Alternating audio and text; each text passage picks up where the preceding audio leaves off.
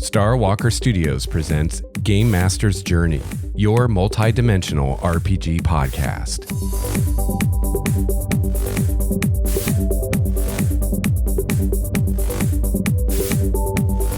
Hello, fellow gamer. Welcome to episode 131 of Game Master's Journey, your multi-dimensional RPG podcast. I'm Lex Starwalker, and on this show, we discuss the craft and art of game mastering. Not only do I pass along any wisdom I've gained over 25 plus years of running RPGs, I also share wisdom from guest GMs and listener GMs like you. Today, I'm going to return to the topic of gaming between sessions. How do we keep the story going and keep players engaged in between our gaming sessions? I've got some great ideas from listeners that I'll share with you today. So if you want to check out the first part in this series on gaming between sessions, check out episode 129 of the show, in which Shane from the Total Party Thrill podcast joined me, and we had a great discussion on that in episode 129. So today I'll be sharing some more ideas from listeners. So if you're a longtime listener of the show, welcome back. Great to have you. If you're a new listener, welcome to the show. Hope you enjoy it. Now, one thing that I like to do at the top of the show is solicit feedback from you on topics that I want to discuss in future episodes, because, I try as much as I can to share what I've learned in my experience as a GM, but we can all learn so much more if it's more than just my thoughts and ideas, and I bring in as many ideas of yours as I can as well. So another topic that I'm going to be discussing in the near future is how to handle the situation you find yourself in as a GM when you've given the player characters too much. Whether it's too much money, too many magic items, too powerful of weapons, too much technology, whatever it is, we've probably all been there as GMs where we realize that we've been too generous and things have gotten out of hand and it's creating problems. I mean, obviously, if it's not creating problems, then don't worry about it. But what I want to talk about is, what do you do when you're having problems at the table because you've given out too much stuff? How do you solve that situation? So I have a link to this topic in our Game Master's Journey community, and you can find that link in the show notes for episode 131 at starwalkerstudios.com.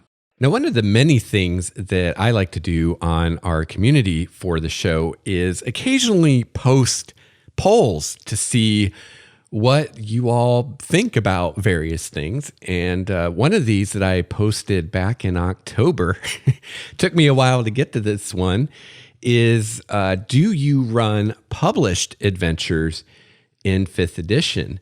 And since the majority of official products that we've gotten for 5th edition D&D have been in the form of published campaigns and or adventures, I was curious how many of you are actually using these. So I put up a poll, and I had 4 options in the poll. The first option was that you run primarily published adventures. The second option was that you run a mix of published adventures and adventures you create yourself. The third option was that you run your own adventures, but you use published adventures for encounters, NPCs, locations, and things like that. And then the fourth option was that you only run adventures of your own creation. And the results of this were actually fairly interesting. I got 220 votes in the poll. And of those 220 votes, the winner at 37%, and we had a fairly even spread, but the winner, barely, at 37%, was running a mix of published and your own adventures. So 37% of the people are doing a mix. The next at 28% was running only adventures of your own creation. And then after that, at 27%, was running primarily published adventures. So 37%, 28%, 27%, those are all pretty close. And then only 8% of people were running their own adventures, but using published adventures for ideas and encounters and NPCs and stuff like that. So that was pretty interesting. I was surprised that so many people are either running primarily or only published campaigns or are running a mix, and that only 28% of the 220 people that responded to this poll are running only adventures of their own creation. So that was definitely not what I expected to see. I thought that the majority of people would be running their own stuff and the number of people running only published stuff would be relatively small. But I was wrong. There's roughly equal numbers of people either running only published stuff, running a mix, or running their own stuff. It's a pretty even spread. So that's really interesting, enlightening.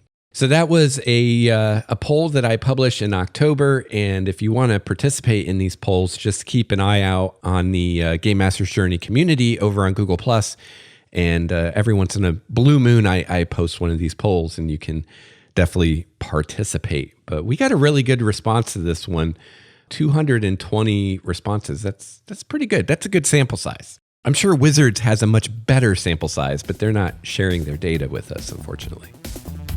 This is Shane from the Total Party Thrill podcast, and you're listening to Lex Starwalker on Game Master's Journey.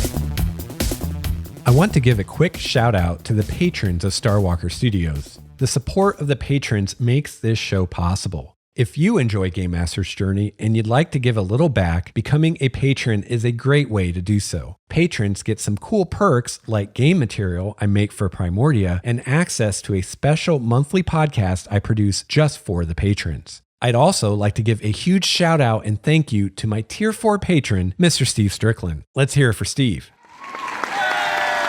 Yeah. Yes. You the man. Thank you so much, Steve, and thank you to all the patrons. You can find out more about becoming a patron by clicking on the Patreon button at the top of the show notes at starwalkerstudios.com.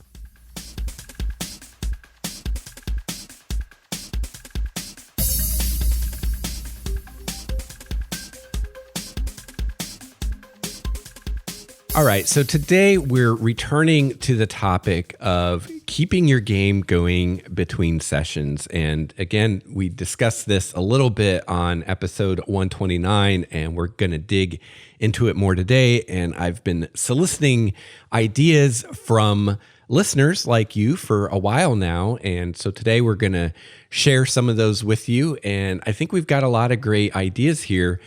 And we've got ideas that work whether you're playing online or around an actual table. So let's get going. Got a lot of stuff to cover today.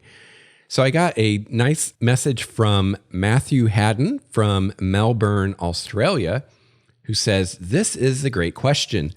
My group is quite large with 8 players, most of which come every session. We only play once a month, so keeping them engaged and, more to the point, the story straight in their heads can be a challenge." And just as an aside here, Matthew and his group, they're playing Star Wars Saga Edition. So here are some things that I do to keep them interested in between sessions. First, I email a session recap, usually a week before the session. I sometimes put Easter eggs into this, like something they would have missed on a perception check or just a little more detail than I described. Number 2, a news report. This lets the players know how they affected the world. Hey, we're on the news, or that explosion made the news. It also allows them to know how close they are to having the police close in on them, or how upset the politicians are by what they've done. So yeah, that's a great idea. You know, I talked a little bit about session recaps with Shane in episode 129. And Matthew is using those as well. And I love the idea of throwing in some Easter eggs, some things that maybe the player characters or the players missed in the last session, or some little gems for those that are actually reading the session updates, you know, to reward them for doing so. And I also really like this news report idea. That's going to be really easy to pull off in any kind of science fiction game or a modern game. Might be a little more challenging to do in a fantasy game, but you can totally do it. So Matthew has some more ideas. Number 3, a cutscene. Sometimes I show them an event that they never could have known, but that keeps them on the right track or confirms something they may have suspected. I try not to give much away because I heard once that mystery explained becomes mundane. So yeah, that's definitely something you can do. I would definitely consider your players for that. If you have players that have problems separating player knowledge from character knowledge, then you might want to be careful with showing them cutscenes that are giving information that their characters wouldn't have. I know, from personal experience, some players are really good at keeping those two separate, and some players not so much. So if you have players that player knowledge tends to trickle down to character knowledge, you might want to be careful with the cutscene idea. Number 4, a rules discussion. Sometimes if I totally mess up a rule, or I think one of the players are exploiting a rule, or something needs to be polished up, we can discuss the rules between sessions.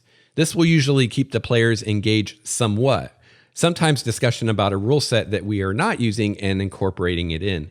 Yeah, that's going to vary. Your results with this are going to vary with different players. I've known players who would be totally on board with getting into an involved rules discussion in between sessions. And I've known other players that would be a huge turnoff. So, something I think that you want to keep in mind when you're considering all these different strategies of ways to kind of keep the game going in between sessions is be mindful of time constraints. Be mindful of your time constraints as a GM. Don't bite off more than you can chew, because remember, you need your time to prepare for the next session too. So you can't spend all your time, with this kind of stuff. But the other thing to keep in mind is your players' time constraints. So be very mindful of how much material you're sending to players in between sessions. Now, obviously, if like Matthew, you're only playing once a month, then you can get away with doing more between sessions than if you're playing once a week. But just, keep in mind, how many emails are you sending to your players? How long are those emails? Because the more material you send them, the less likely that they're going to read all or even any of it. So, maybe if a particular week or month or whatever, you're really light on in-between session stuff, that might be a great time to have a rules discussion if you think most or all of your players will be interested in that you've been wanting to have. Definitely better than wasting at the table time on a discussion like that. But if you're already sending out, cutscenes and information and recaps and all this stuff, I'd really consider whether the added word count of a rules discussion is really going to help you and how many of your players are really going to participate in that. All right, number 5, getting players to tell me what they want. One player has done a great job of coming up with setting information, background information, and giving me tons of adventure seeds. So guess where we're going next? His home. There is adventure to be had.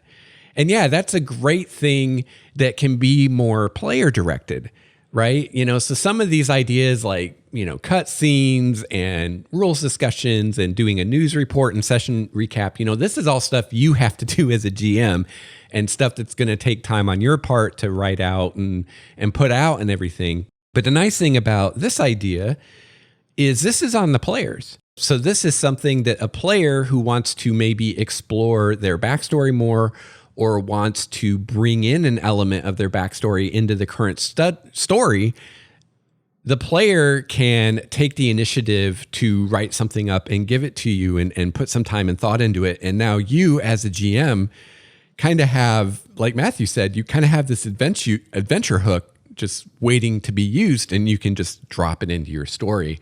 That's another great thing, to think about, coming back to the time thing is, who's got time?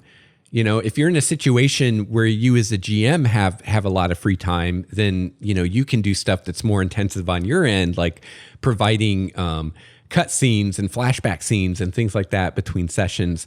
But if you're in a situation where, you don't have a ton of extra time, but some of your players do, then that's a great time to bring in one of these more player-directed strategies, like say, hey, why don't you write me something about something from your backstory that you'd like to see pulled into the story and, give me some hooks that I can work with. Number 7, I try not to put any pressure on players to participate between sessions. Some players just want to show up, play, and go home. They don't put anything into the between session discussion, and that's fine. But the players who put in more get the game centered around them. And yeah, I would say that you're still putting pressure on the players. You're just using positive reinforcement instead of negative reinforcement. You're using the carrot instead of the stick. You're still putting pressure on them. You're just using a different strategy. And, I think that that's definitely the way to go, especially if you have kind of a mix in your group or you have players that are really all about this stuff and other players not so much. I definitely wouldn't penalize players for not participating, but I think you definitely should reward players who do participate, which I guess from a certain point of view is penalizing those that don't. But one way to avoid that kind of getting too sticky is to try to have your rewards for the in-between session stuff be more story-based stuff. Don't so much award XP because, if you're playing a game like D&D and you're awarding XP for in-between session stuff, and say you've got one player who's all over it and always doing that stuff, and you've got another player who never does it, you eventually, over the course of a campaign, could end up with a power gap between those two characters if you're awarding XP for the in-between session stuff. Now, maybe you don't care about that. And if you don't care, then whatever. But if you're wanting to keep the player characters more equal as far as what level they are and things like that, just to make your life easier as a GM, then I wouldn't award XP for that. But you could award things like they can develop contacts with NPCs that they can use during a session for information or resources or things like that. Or like Matthew is saying here, if you're participating in the in-between session stuff, it's more likely that a given session is going to more focus on your character, which for most players is a reward in and of itself, getting that spotlight. And finally, Matthew says, I put heaps on Google Docs so things can be commented on and feedback provided for the whole group. And yeah, that's a great tool that you can use if all of your players are online a lot. You can use Google Docs in order to have a document that everybody can read, and people, depending how you set it up, people can comment on it or they can even edit it and add to it. And that's one way that you can do that. So Matthew says, in summary, I try to do 2 things. 1, have interesting things to talk about in between sessions. 2, create an environment where engagement and cooperative storytelling is encouraged. And 3, keep the mystery and don't give too much away at the same time. Throw them a bone. So thank you so much, Matthew, for writing in. Those are all fantastic suggestions. And I think you're hitting it exactly. Like, you want to kind of find this sweet spot where you're providing some more information or maybe some more details or just providing information again, because in a session, a lot's going on and you might provide an important piece of information and it might just get forgotten because something exciting happened right after that. So, these in-between session emails that you send out, the recaps are a great way to kind of hang a light on important pieces of information that you don't want the players to forget. But at the same time, you've got to keep this balance with not giving too much away, not making it too easy. And, one of my mantras is remembering ultimately that this is a game. And, there's a tendency with some GMs these days to just, they just want to hand everything to the players and they just want, all these feel-good moments at the table and just everybody gets what they want. And that might be an enjoyable experience for some people, but that's not really a game. And ultimately, it's an RPG. The G is for game. So, part of what makes a game fun is challenge. And so be careful, when you're sending recaps, that you're not making it too easy and you're not reminding the players of everything that they need to remember. Because in a way, if you're doing that, you're kind of just encouraging them to mentally check out during the game because they're like, oh, well, we don't need to pay attention because we're going to get a recap that's going to have everything important in it. So you definitely don't want to recap everything, Right. So you got to find that balance, and it's up to each GM to find the balance that works best for your particular group.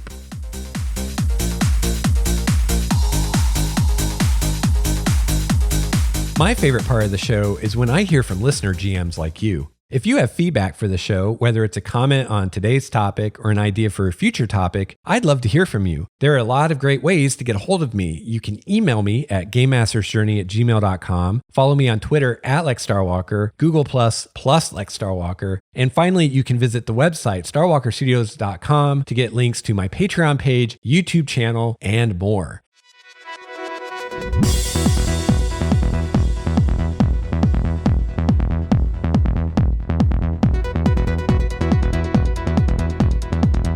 All right, so returning to our topic of keeping your game going between sessions, David Howard wrote in and he's got some ideas as well. He says, here are a few things that I've done that were more successful. The first is to write stories. I played in a Star Trek campaign for almost 15 years. We've gone through one generation of PCs and have moved into their children, etc., kind of a new generation of Starfleet. I love that. That sounds awesome. In the early days of the game, we played twice per year, the summer game and the winter game. Our sessions would be marathons of 10 to 12 hours at a time. One of the reasons the campaign has lasted so long is because in between sessions, we write stories about things that happened during the game itself, things that happened as a direct result of the game, or also different points of view.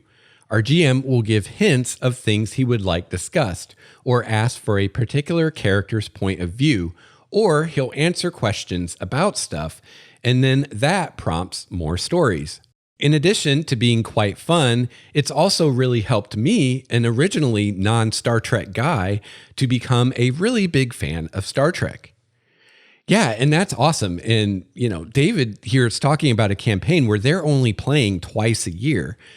So again, kind of what I was saying in the first segment about, the more time you have between sessions, the more you can do between sessions. So, unless you have a table full of writers, you're probably not going to be super successful asking for short stories or flash fiction in between gaming sessions if you're playing every week. But if you're playing every month or a couple times a year, you can really have some success with that. And it's a great way to expand upon the player characters and their history and what's going on in their lives outside of the main narrative, and at the same time kind of keep everybody engaged with the campaign and interested in it still, and kind of keeping it fresh in everyone's mind instead of, oh, I'm not going to think about this for 6 months and then I'll not remember anything when we get back together again. So David goes on to say, the only real downside is, of course, folks who don't really like to write or who aren't terribly prolific in their writing. Or, as one of my more irritated friends pointed out, if they believe the stories become more important than the game itself. As an aside, though, I have to disagree with the last point because the stories didn't become more important. They just helped keep everyone focused and creative and thinking about what we're doing, as opposed to simply walking away from the table with no thought about anything else. And yeah, that's a really great point. Not everybody's a writer. And this is something I've really noticed in the last few years because I've been running a lot of games online where it's kind of necessary to do more things over email and forums and like that. And there's definitely a very large spread in the amount of interaction you get from players in a text format when you're not around the virtual tabletop on camera. You'll have players who will write these long involved backstories and will have in-character kind of campside or campfire side discussions in between sessions, on one extreme. And on the other extreme, you'll have players that you'll never see a word from them in between sessions and everywhere in between. So, if you're already up and running in a group, you're kind of, you kind of have to deal with the reality as it is, right? And if you have, maybe you're lucky and everybody loves to write and then it's not going to be an issue. But if you have kind of a spread between players, you're going to have to manage that, because if you're putting too much focus on the in-between session stuff, the players that don't participate in that might get annoyed. But if you're not putting enough focus on it, the players that do participate might get annoyed. Now, obviously, the ideal would be for you as a game master to understand and know where you're at on the spectrum and what you want from this campaign before you even start it, before you even get players, right? So let's say you're going to be running a campaign every week or every month or twice a year or whatever, and you want to implement these in-between session ideas. Well, I can tell you the more of your players that participate in this, the better it's going to work. If you've got 4 players and only 2 of them participate in the in-between session stuff, it's not going to be a great experience for your group. Much better if they all participated. So if this is something that you're wanting to do and you're planning your campaign and you haven't locked in players yet, when you start recruiting players, let the players know that this is what you want and this is what you expect. This is exactly what I did with my Tyranny of Dragons campaign way back when I started that. When I posted my post on Roll20 on their forum looking for players, I made it very clear that I wanted players who would be active in the forums in between sessions and who would be active in between sessions. I guess that's all there is to it.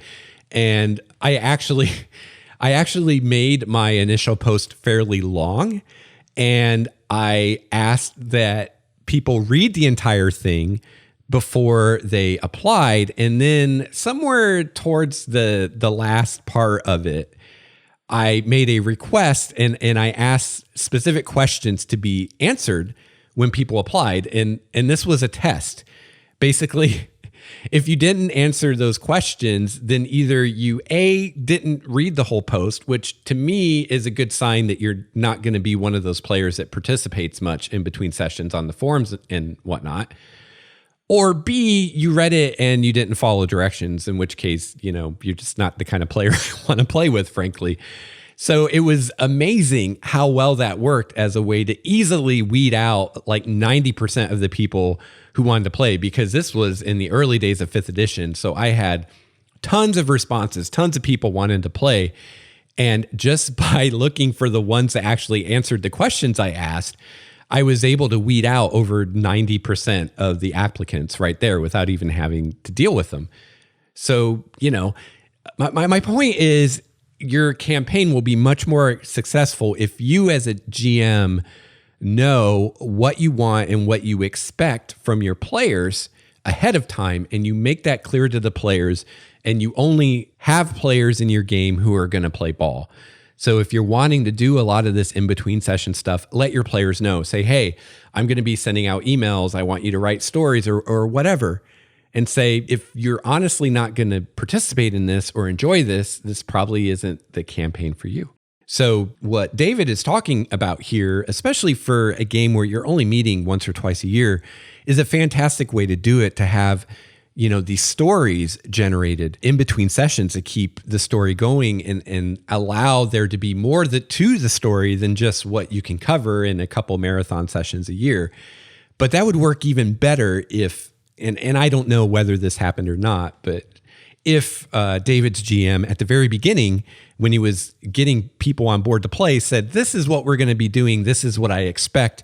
If you're not going to participate in this, then this isn't the game for you. And then hopefully all of the players are contributing those stories at least somewhat. I think it would look or work a lot better. And, something that I found kind of interesting in David's message here is where he was talking about, some of the players were irritated because they felt like the stories in between the sessions were more important than the sessions itself. So this to me seems to be a disconnect between expectations, right? Like these players, to me, it seems like they didn't realize that this was going to be part of what was going on. But to me, it's kind of like, well, duh. If you're only getting together to play twice a year and you're doing stuff in between that, writing stories, I would hope that those stories would be more important than what you're doing twice a year. That's 2 months a year that you game, and there's 10 other months in the year that you're supposedly writing stories. So I would hope that would be more important. You know what I mean? So obviously there's a disconnect here where you have some of the players that are all about writing the stories, and you have other players that aren't. And, again, this is something that we always come back to on this show, but to get the most out of your gaming experience, you need to curate your players. And you need to find players that align well with not only just your own style as a GM and the kind of games you like to run, but also how you run your games and what you want to see from your players, like things in between sessions. So if you're the kind of GM and you like to see this, if you're running online and you like players who are active on your forums in between the sessions, then make that clear and only accept those players. And the other nice thing is if you establish all this ahead of time, and then you have a player who's not living up to the agreement, then you have an agreement that you can reference. And you could say, hey, if you remember when I posted about this game in the very beginning, I said that this is what was expected and you're not doing it. So I need you to either live up to what you agreed to do, or, you're just not going to work out for this game. And that's a lot easier to do. And you won't feel so bad doing it if this was something that everybody knew about and agreed to ahead of time. All right, so back to David's email. The second idea I've used is just keeping the lines of communication open. Email is a great way for spreading ideas or asking questions or getting folks to think about their PCs. Even texting can be helpful. Sadly, this doesn't often work as much as I would like because once the email is sent, you can never tell when you will get a reply, or when a question or thought will just hang out there all alone. When it really works, though, it's cool because you can get some things squared away pretty quickly and give or earn some XP in the process. And again, I'll point out that there are pros and cons to awarding XP for this kind of stuff that I already talked about. When I'm GMing, I tend to use email and or text messages for things that I want to know so I can use player input for plot hooks, or to just clarify things, or to give some one-on-one character-focused time. I sat in a seminar one day texting with one of my Dresden Files players, and we ended up revamping his PC and discussing some of the things behind his aspects to make them work better. Yeah, and these are all great ideas. And in addition to email or text messaging, another great method that works fantastically that is very similar to text messaging, but probably works better for people who are playing online and don't necessarily personally know everybody in the group, is the Google Hangouts app, the message app. And it works exactly like a text message. And just like in text messaging, you can send a message to just one player, or you can send a message to the entire group. So you can, on the Messenger app, have a discussion with the entire group where everybody gets all of the texts and everybody can participate, or you can have private discussions with the players. And, you can have this app on your computer, you can get it on your phone so that, if you're waiting in line at the bank, you can text with one of your players about their character or whatever. So that's a super great way that you can do it too. David's third idea is just to sort of play in the car or while you're getting coffee or something. If you have folks that are interested, you can have a conversation about the game, the PC's plots, wish lists, etc. Yeah, and this works really great when you're gaming with people that you know in real life that you also hang out with outside of the game. So maybe you and one of the players are seeing a movie together, or you're eating together, or maybe you work together or whatever. And those are great times where you can discuss things in game. And those are great times to handle things specific to that character that maybe you don't want to spend a lot of time with at the session. And that's another kind of just an aside here. If you're looking for things that you can do in between sessions, pay attention when you're running the game. Anytime that something happens with a specific player and you have the feeling of, I'm really digging this and I'd really like to do more with this, but I don't feel that I should because it only involves this one player and everybody else is just sitting there. Those are great things to return to in between the sessions. And you can even say to the player, hey, I like this scene. I like what's happening here, but let's pause this and go back to something everybody can participate in. And we'll develop this more, you and I, in between the sessions. And that's a great way to do it. So David says, ultimately, I think it's about rewarding players who demonstrate interest. Give them XP for writing something in character or about their character, and let them know it's important. Let them know that you, as GM, want to work with them to make their time at the table more enjoyable. And as players, they help you do that by giving you material to work with. Yeah, and that's the thing, this not only can be good for the players to help enrich their characters, but it can be good for you as a GM and good for the story overall because it can give you more things to work with, more elements that you can pull into the main narrative.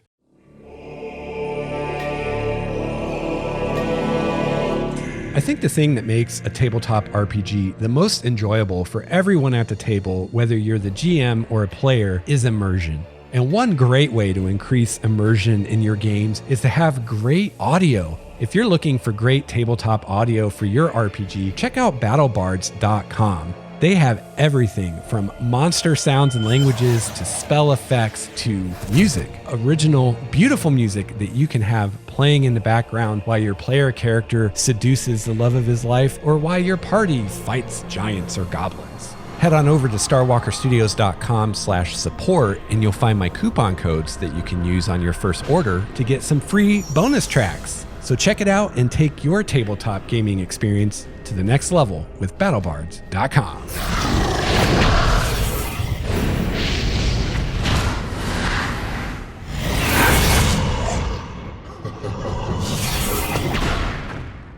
So in addition to great emails on this topic, there are also a lot of great comments on the discussion on this topic in the Game Master's Journey community. So I thought I would share some of those with you today. Matt Martinez says, Aaron Alston of the Strike Force RPG discussed a method of away from table play called blue booking. He would give his players those blue essay exam books and have them write about what their characters did in between sessions. When email became more prevalent, he switched to that medium. So yeah, that can be a great prompt that you can use to try to solicit this stuff from your players is say, hey, why don't you tell me, we've got some downtime between, what we're doing this session and what we're going to do next session. Tell them how much downtime they have and say, let me know what you're doing. And they could write it in a blue book, although I think it's going to be rare that you're going to find someone that wants to do that these days. But they could send it to you in an email or a text or share it on your forum if you have a forum, things like that. Manny Brum wrote in and said you could have the characters belong to a guild or faction like the Harpers, where they are sent out on one-off missions that may have an overarching story. I plan on doing this to some extent after Curse of Strahd when the characters go back to Faerun. My plan is to have them join a faction, but I have a feeling they won't bite on that. They've already been doing work off the books for a faction agent, but we'll have to see. I really like campaigns where you do side quests and let the main story arc form naturally based on what happens. For instance, if a bad guy gets away, that may figure into the plot later, or if the players really get into investigating something that's going on that was originally just a side quest. If you throw a main quest at the players, they may never actually do it, and you don't want to force it on them. So this works for story and for small sessions that can stand alone, but taken together to tell a full story. And yeah, that's a great way to handle it and to get kind of a more sandbox feel in your campaign is in addition to your main story arc or instead of a main story arc, just throw lots of side quests and opportunities for side quests at them. Me personally, I like doing a combination of the two. I usually have a main story that I'm wanting to tell, but at the same time, I like to have side things going on too. And I think I actually got this from the White Wolf books from the old World of Darkness games back in the day. This idea of always giving your players more to do than they have time to do. And I don't know, it makes the game feel more realistic because the players and the characters have to decide what are we going to do instead of, we have this one thing that the GM gave us to do, so that's what we're going to do. It's like, well, we have 10 things that we could do, and it's maybe not obvious which one the GM quotes wants us to do. So what are we going to do? And it lets the players decide. It lets the players, guide that narrative. And then you can always have things in those side quests or those side plots that lead them back into the main plot. That's what the pros do. Dean Overland wrote in and said, "This is why I love playing modern or near modern games such as Shadowrun. When a player can't make it to a session, there are plenty of in-character excuses for not being present. I have players make in-character recordings that the players listen to as a voicemail. In one example, a player left a message indicating that he was stuck in traffic." And that's a great idea. And, it is a lot easier to pull that stuff off with a modern game or a sci-fi game where this kind of technology is available. And, that's awesome. If you can have an actual recording from the player that isn't there that adds something to your session, that's a great idea. John Marvin wrote in too and said, "Years ago, I created a few wikis for different campaigns where the players could add content as well as I could add content. I gave out XP if they posted to it. And people got busy, and soon I was not the only person posting on the wiki, but the only person who looked at it. Wiki fail." Yeah, that can happen. "I've done better with asking for email from the character's point of view and giving small bonuses for doing the email. In my current group, I have one player who likes to write, so she is the only one engaged with creation, but I think everyone enjoys what she writes." And that's a great point too. As long as you're not getting carried away with the rewards that you're giving for this to where the other players are getting disgruntled because one player's character is 5 levels higher than everyone else because she does all this writing in between games. As long as you're not doing that, just because everybody doesn't participate in the writing doesn't mean that everybody can't enjoy what that writing adds to the game. And that's a great point. We now use Facebook events to schedule, and the email write-ups have migrated to Facebook posts. Other good venues for this is making a Google community or using Roll20 or Obsidian Portal. Yeah, and at the end of the show, I'm going to give various tools that you can use for this kind of thing. And if you head to the show notes for episode 131 at starwalkerstudios.com, I'll have links to all that stuff, and you can check out all these various tools that are out there for all this stuff. I have a great group of players, but as you say, few adults like to write. When I worked at a big company and gamed with people who worked with me there, I would drop Call of Cthulhu handouts into their mail slots. I think it made their day to get taunting messages from the skinless one mixed in with corporate memos. What a fantastic idea. If you're in a position where you can do something like that, go for it. That's awesome. When you're hanging out with a player, say having coffee, you can do a flashback or give the PC some information that will be useful in the next session. Yes, absolutely. And if we're talking like, say, D&D, for example, when you're just hanging out with a player doing something else, that's a great time to talk about magic items they want to create or spells they want to research or followers they want to recruit or items they want to craft, things like that. Things that they want to do with their character that don't really involve the rest of the group, but, require some collaboration with you as the GM. Those are great things to talk about anytime that you can when you guys are hanging out. So to kind of add to all this, I really like the idea of creating more role-playing opportunities for players by doing preludes, like in the old World of Darkness games.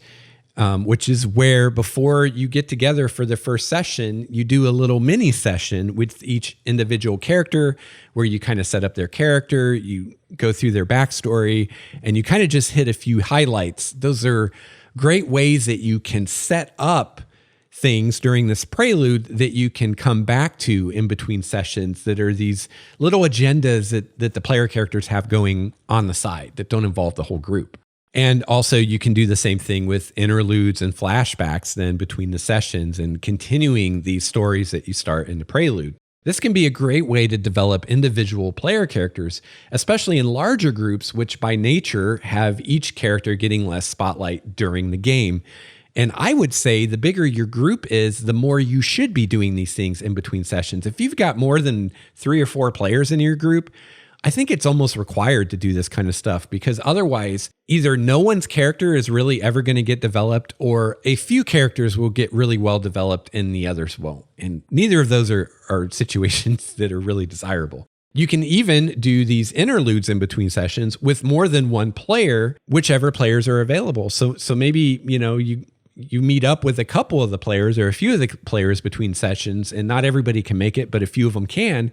You can come up with something that you can do with just those characters that will help the group as a whole when everybody gets back together. Now, again, one thing you really want to think about here is how you're going to reward and motivate players to participate, while at the same time not inadvertently penalizing those who don't participate too much. I mean, obviously, if you're going to reward people for participating, you are penalizing people for not participating because they're not getting those rewards. So you just want to be mindful of how big of a dichotomy is that? How large is the spread between the characters that are doing the stuff in between sessions and the ones that aren't? If a given player is always able to do stuff between sessions and another player is never able to, are you going to end up with a pretty big difference in power level or resources or usefulness to the party between those two characters? And, that's probably something that usually you want to avoid. I think the best rewards would be ones that add richness to the character and to the game, while at the same time not necessarily being a direct power up for that character.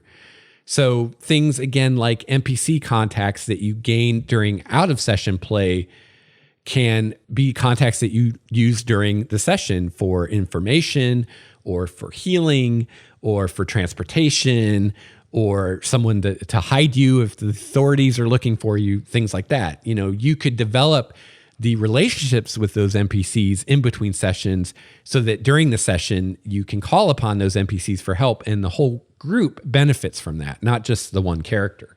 Other rewards like this could be information that you learn while you're doing things in between sessions, or downtime activities that you accomplish, like researching a spell, building a magic item, things like that. Now, again, those are kind of more power-ups, just like giving XP. So you want to be careful and you want to think about what you're doing. And again, I'm not saying don't give XP in between sessions. I'm saying think about what you're doing. Another possible problem with the interlude idea is that it does require more time from the GM. And what if the GM is the one or one of the ones who's too busy? So sometimes it's hard enough to run a game every week, much rather get together with the players in between sessions, even if you're doing it over something like Hangouts or Skype. So ultimately, I think different strategies are going to work better for different people and different groups at different times too. So, the strategies that work for you and your group could change back and forth over time, depending on who's busy and who's not. So, the more ideas we can pull together here, the better, because the more likely one of them's going to work for you. Mike Gressler wrote in and said, "My players and I do this constantly. It adds to their backgrounds and goals and immerses them into the story more. We have a campaign that's been going on for well over a year. I've been on hiatus for several months due to family stuff, but they all want to continue the story soon. I can't wait to continue it myself." And see, that's a great sign right there, right? They've been on hiatus for a while, several months, and everybody is still interested. Everybody's still wanting to play. Where I would be willing to bet that if they weren't doing anything in between sessions and it had been a few months, there'd be less interest, and not everybody wants to play anymore because people are like, I've moved on. G. Ferg weighed in and said, "Well, for my groups, there's always an element of chaos to it. Yes, this is often true. Older dudes with families and whatnot. So what we've done is to have everyone have multiple agendas, like with the downtime bits, which is why I really like downtime. It basically gives a little framework for players to have other agendas. So if a player can't make it, usually we tie it to one of a couple other agendas. If it's mid-adventure, the GM usually takes over in a limited capacity until the character can check out of the story." So yeah, that's a great point. Have player characters who have goals and agendas above and beyond whatever the group as a whole is working on. And then that's something you can do in between sessions with those individual players. And like G. Ferg is saying here, it's a great way to explain when a given player character isn't there for a given session. Oh, they're off working on this other agenda or goal that they have. And then you and that player can take care of that before the next session. What happened with that? G. Ferg says, as for engagement, I find the reward system works best. So if players look for art or make some art about the game or their character or write up something or whatever, I give them something to reward them. It used to be XP, now it's dice like Bardic Inspiration that they can use in game. I find that sometimes keeps them interested in between sessions. And that's a great way that you can do this. You know, if you're trying to avoid giving away XP in between sessions, is give out inspiration or give out Bardic Inspiration dice or something similar to that. Have you checked out the Game Master's Journey community on Google Plus yet? The Game Master's Journey community is a great place to bounce ideas back and forth with other listener GMs. You can comment on the show episodes, share your own homebrew world, and ask questions of the many experienced GMs that are a part of our community. So I hope you'll check out our community, and I hope you'll join us there. You can find a link to the Game Master's Journey community in the show notes for this episode over at starwalkerstudios.com/Game Master's Journey.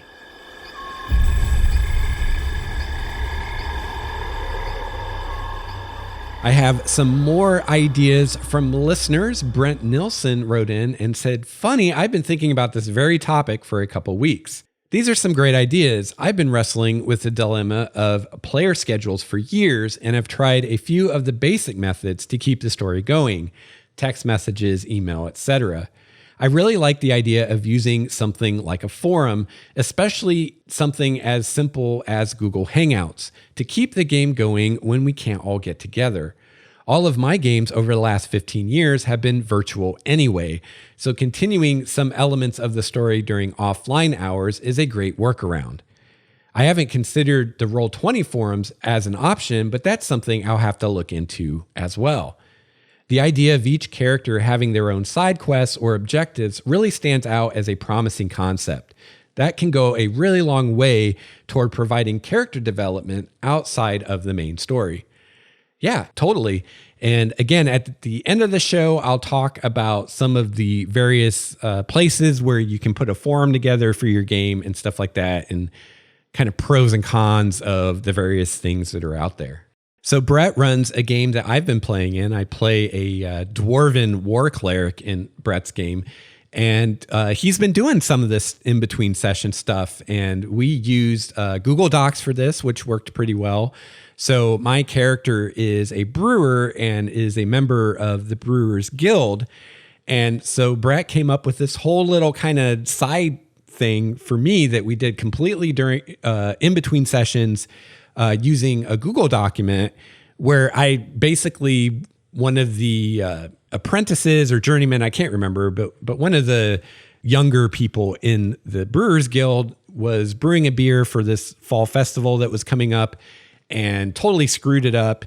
And so the guild came to me and said, hey, we need you to brew an emergency batch of beer for the festival. And it was, quite a bit of role playing, some skill checks, stuff like that. Had nothing to do with the story that the group was a part of, really had nothing to do with any of the other player characters, didn't really have any impact on my character as far as bonuses or XP or anything like that, but was something fun that we could do in between sessions and really helped flesh out some aspects of my character, my relationship with various people in the guild, and was a lot of fun.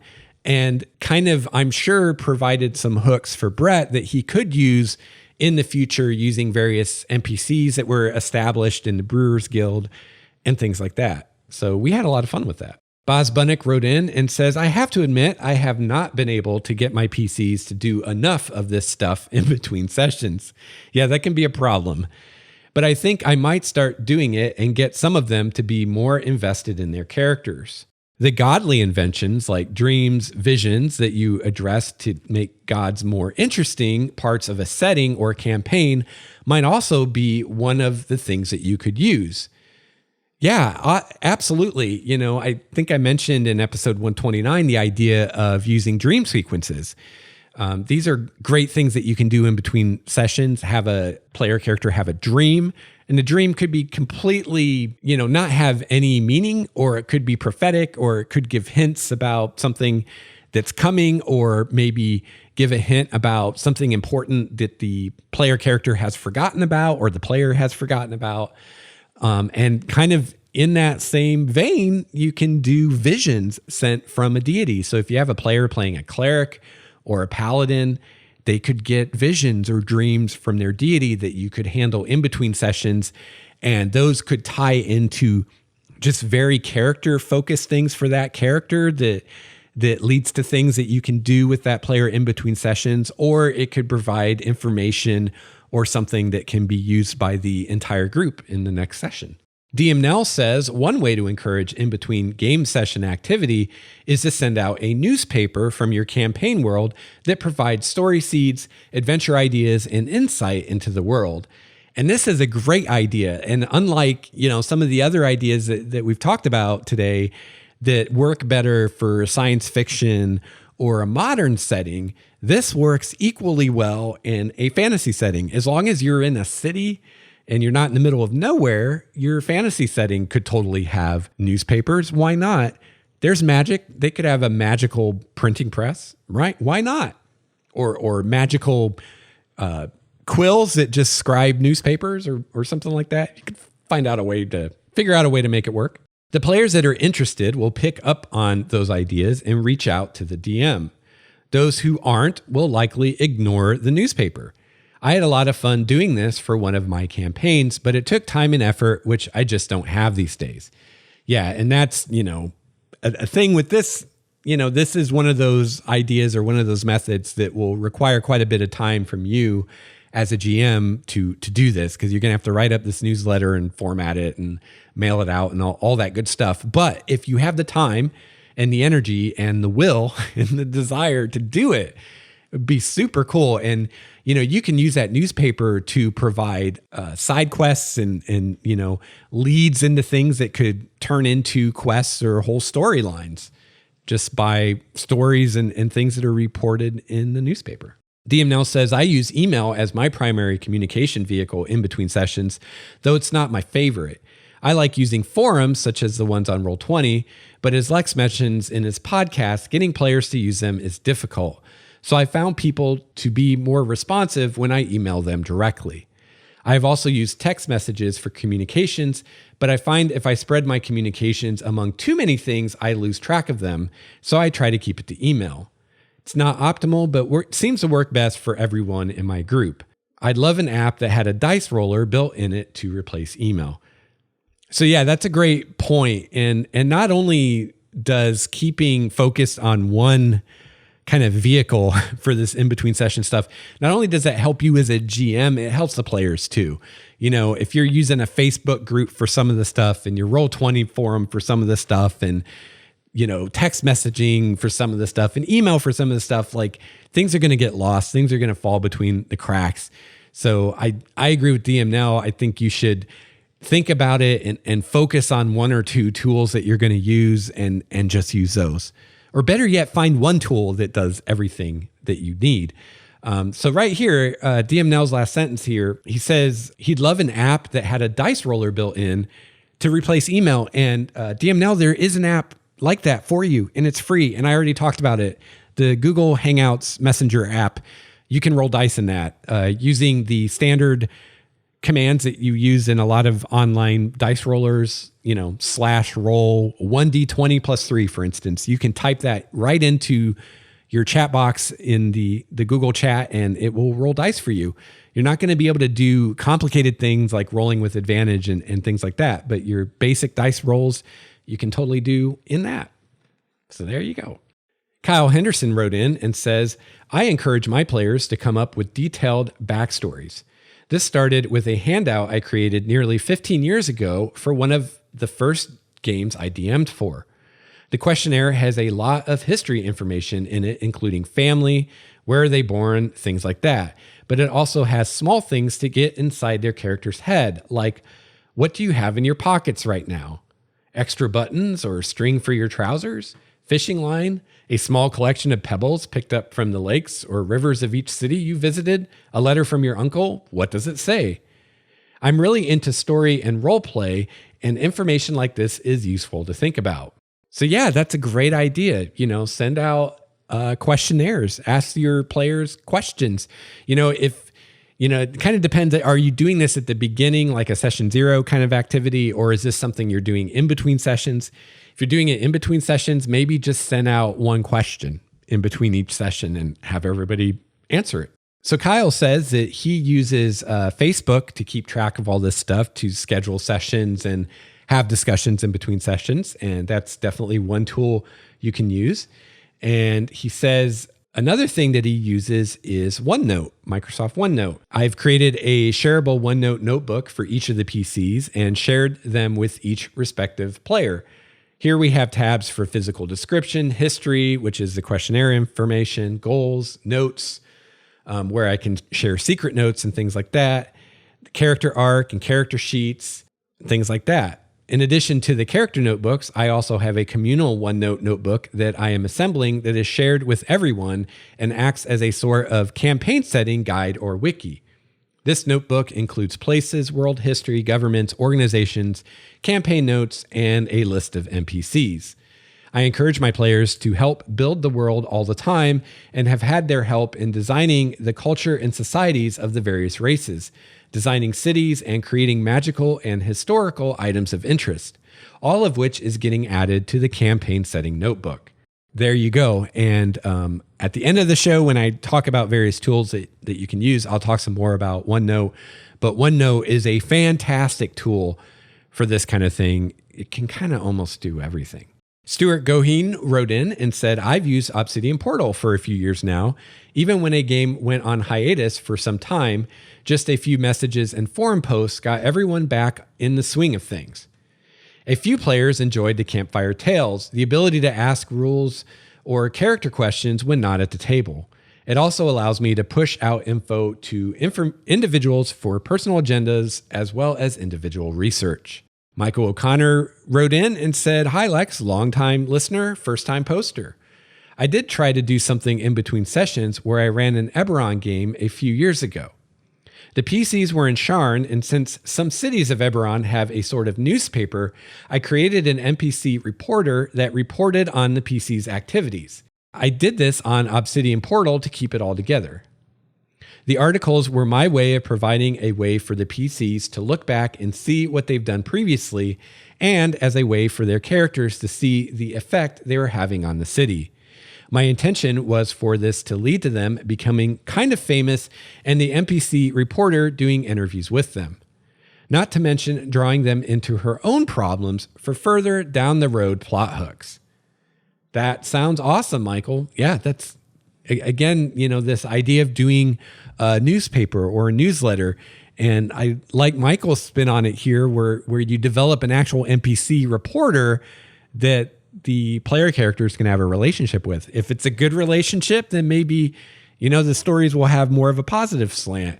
If it's a bad relationship, then maybe it'll have more of a negative slant. See pretty much every comic book hero for more details.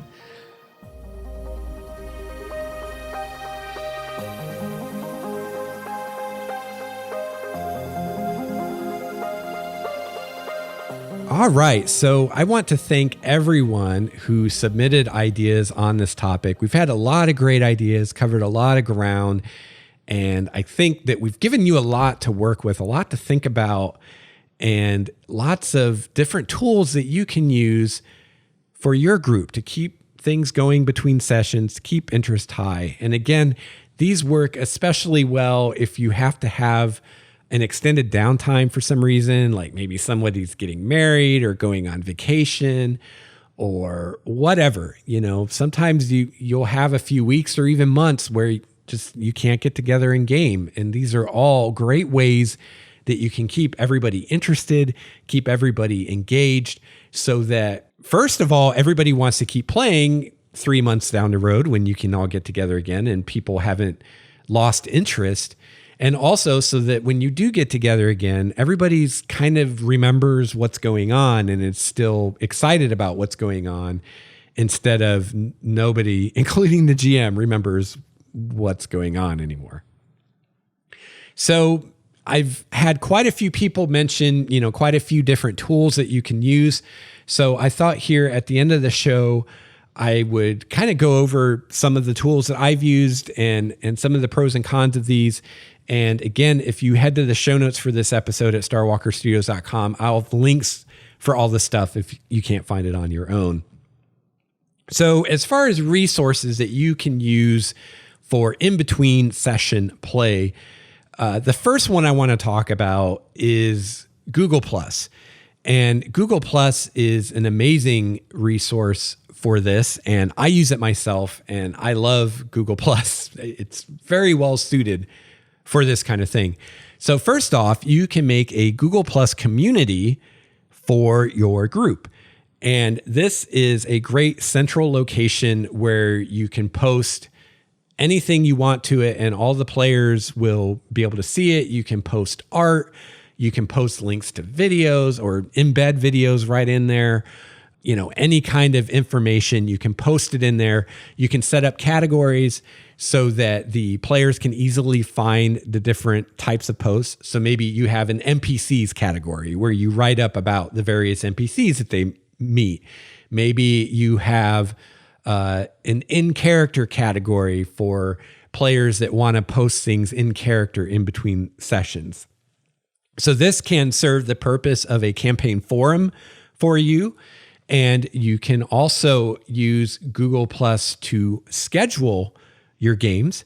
So you can schedule using the Google Events, and then anyone who has Google Calendar, either on their computer or on their phone, will get notifications to remind them that the game is coming. And yeah, it's a great way to keep everybody on the same page. And as I also mentioned during the show, you can use the Google Messenger or Google Hangouts. It's kind of confusing because Google Hangouts is at the same time the Hangouts that probably most of us think about, where, you know, the video Hangouts that you can actually use to play your game, but it's also refers to the text messenger. So I have a link to the Google Communities where you can go check that out, and you can just click the blue Create Community button, and it's super easy to make a community for your game and focus, collect everything in one place. You can also run your game on Google Hangouts if you're doing it online and you don't need a virtual tabletop and you're just doing theater of the mind. You can run your game on Google Hangouts. They have a dice roller app that you can use on Hangouts. And also, as I mentioned before, in the text messenger, you can make dice rolls within that as well too. So that's really nice if you're using the text messenger to communicate with players in between sessions, and maybe a player character is talking to an NPC and you want them to make a skill check. They can make it right in the messenger right there. You can see what they rolled, and it's super easy to use. Also, speaking of Google, another great tool that they provide is Google Docs.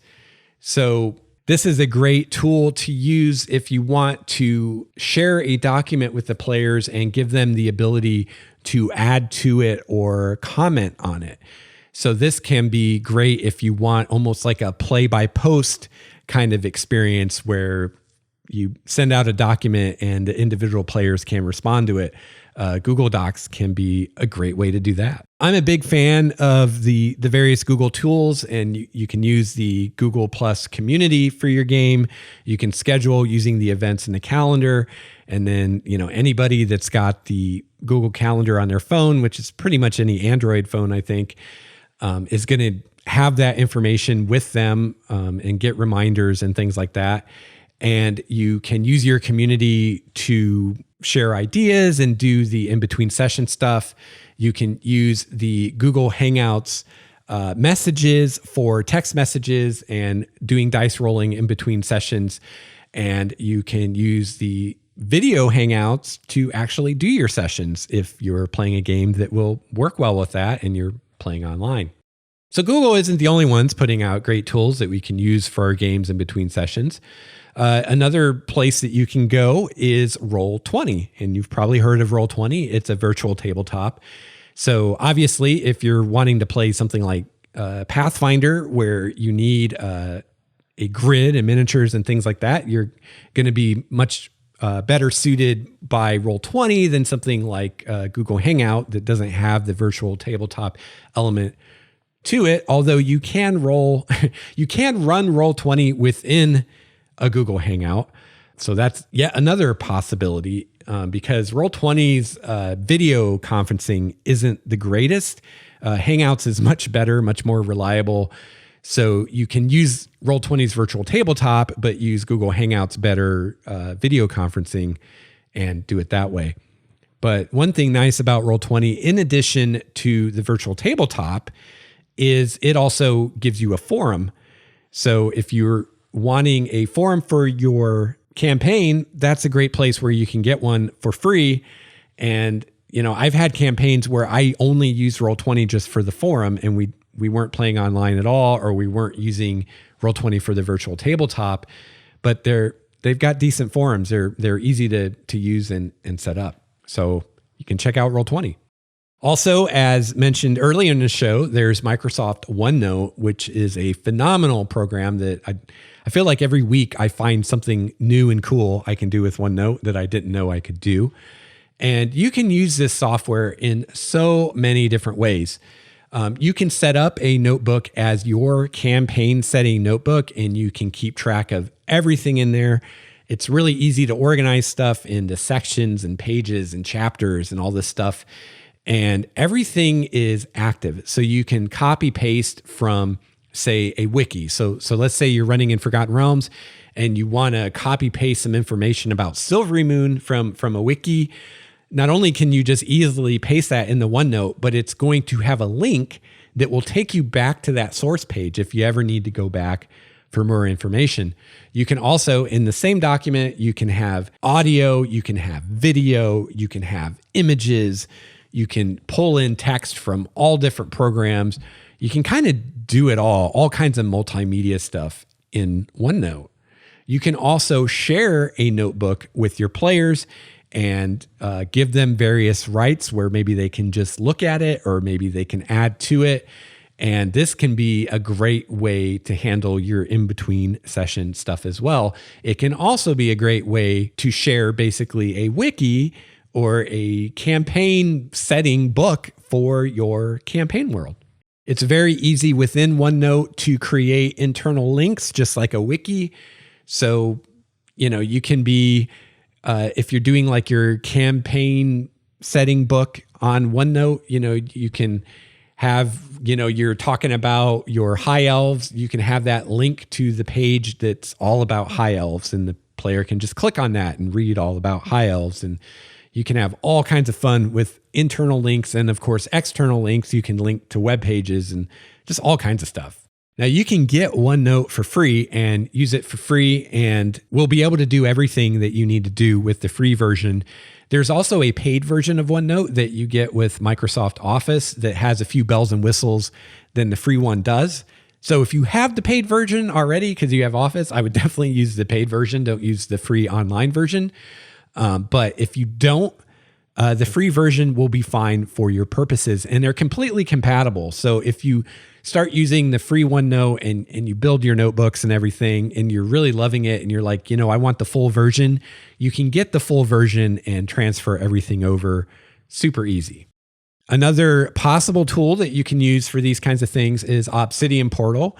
Obsidian Portal has been around for a while. It's getting a little long in the tooth, a little dated looking, but that can be something that you can use for a forum for your group, as well as a wiki for your campaign or your campaign setting. The forum is not as nice, I would say, as Roll20's, and the wiki functionality is not as nice or as user-friendly as OneNote.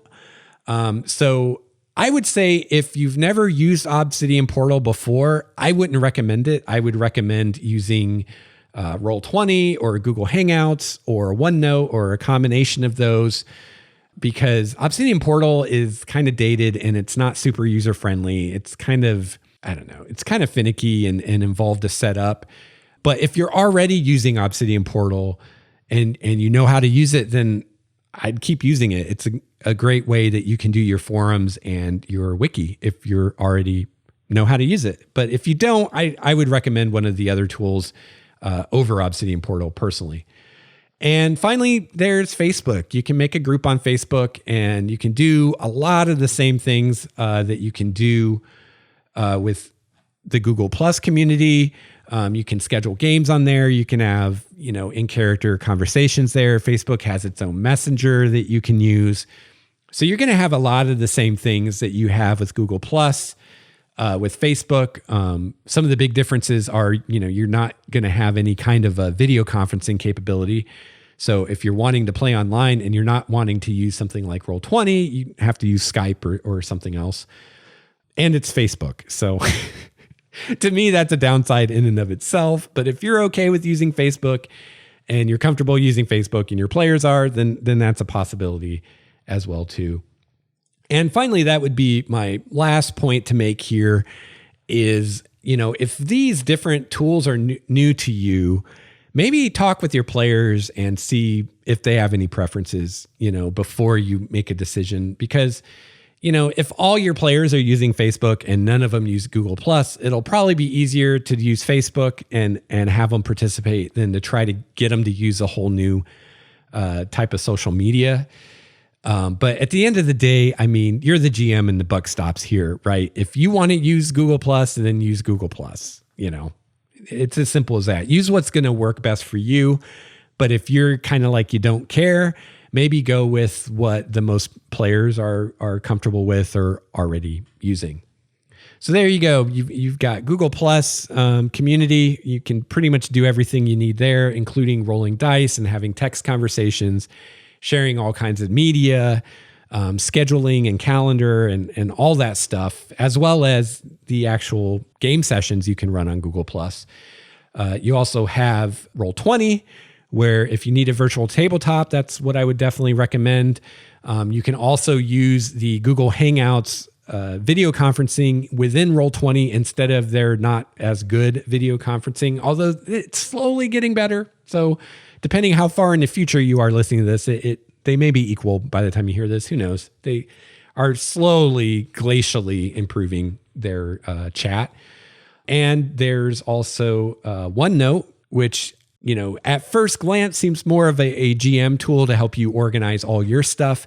But you can make a notebook that you share with your players. And it's a great way to set up a wiki for your campaign setting or for the adventure and share information with players that way. And also there's Obsidian Portal, which you can use for a wiki and a forum, and Facebook that you can use similar to the Google Plus community, where you can connect with your players, create a Facebook group and schedule and things like that. So there are some tools. All these things are free to use, or at least can be used free. Oh, that reminds me, speaking of Roll20, there is a space limitation on Roll20 with a free account, and it is pretty limiting. So if you are planning to use a lot of images, if you're wanting to upload a lot of art for your players to see and things like that, then I would highly recommend that you use a Google Plus community, which has no space limitation whatsoever, as opposed to Roll20. If you're just looking for something to give you like a forum-like experience, I would highly recommend a Google Plus community over Roll20 if you're not wanting to pay every month.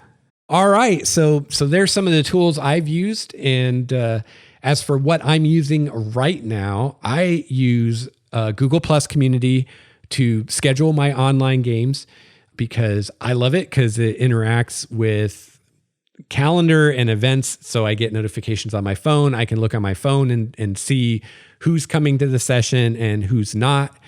We kind of go back and forth whether we use Roll20 or Google Hangouts for the actual video. If I am feeling like I can get away with not using any kind of virtual tabletop during the session, I much prefer Google Hangouts because their video conferencing is much better and more reliable. But if I'm going to want to use a virtual tabletop, then I use Roll20. We do use the Roll20 forum. And I personally use OneNote. So all my Primordia stuff I keep track of in OneNote. I don't actually use it to share with the players. Instead, I use the forum on Roll20 or the Google Plus community for that. But that's how I do it. So I hope that this episode has been helpful to you, and I hope you come away from this with some new ideas of things that you can try to keep things going in between your sessions. And something I want to point out here at the very end is all of these suggestions that listeners have sent in are things that these GMs have tried and that have worked. I wasn't looking for theoretical ideas of things that you could do. I was looking for things that GMs have actually done in the past that work for them. So this stuff's been play tested. So if something sounds like it will work well with your group, I strongly encourage you to give it a shot and let me know how it goes. It'd be kind of fun someday in a future episode to revisit this with some feedback from those of you that have maybe tried some of these things for the first time and how they worked for you and whether you feel that it's adding to your gaming experience and enriching your campaign for everyone. So I hope that you have a chance to play your favorite RPG this week. I'll be back soon with another episode of Game Master's Journey. Until then, game on. This has been a Starwalker Studios production, your source for quality gaming and hobby podcasts. This episode's music courtesy of Cloudwalker, Transboy, Renfield, Stanko, and Ish. See the show notes for more details at starwalkerstudios.com/Game Master's Journey.